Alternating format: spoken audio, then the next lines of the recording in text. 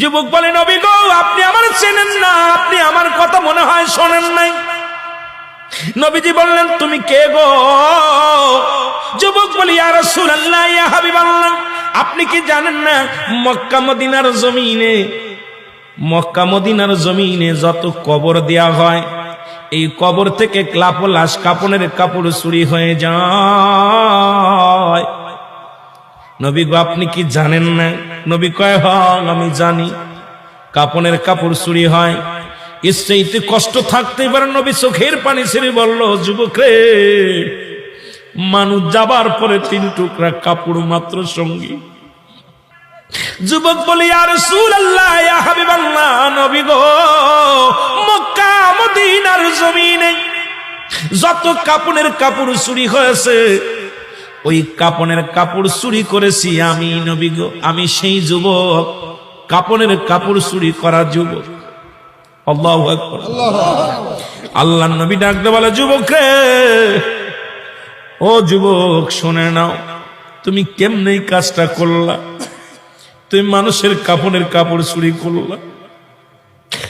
এ যুবক, দুনিয়ার মধ্যে কি আর কোনো কাজ পাও নাই? যুবক বলে, ইয়া রাসূলুল্লাহ, ইয়া হাবিবাল্লাহ, নবী গো,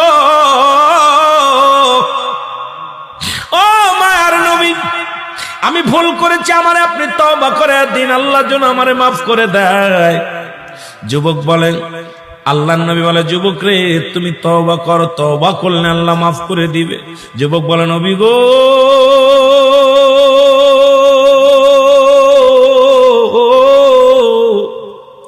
আমার বিশ্বাস এই জমিনের মধ্যে আমি তওবা করলে আমার গুনাহ মাফ হবে না, কারণ আমি এত বড় পাপী, আমি এত বড় অপরাধী।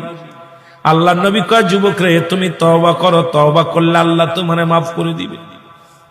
যুবক বলে, নবী গো, মায়ের নবী, আমার মতো পাপীরা আমার আল্লাহ ক্ষমা করবে না। আল্লাহর নবী বলে, যুবক রে, তুমি তওবা করো, তোমারে মাফ করে দিবে আমার আল্লাহ। যুবক বলে, নবী গো, আমি শুধু কাপনের কাপড় চুরি করি নাই।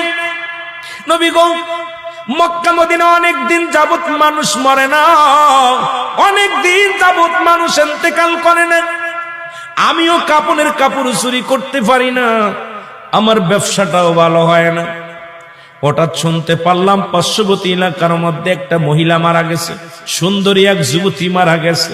আমি দৌড়ায় গেলাম, নিজে তার জানাজায় শরীক হলাম, দাফনে শরীক হলাম। সারাদিন অপেক্ষা আছি কখন রাত নেমে আসবে, কাপনের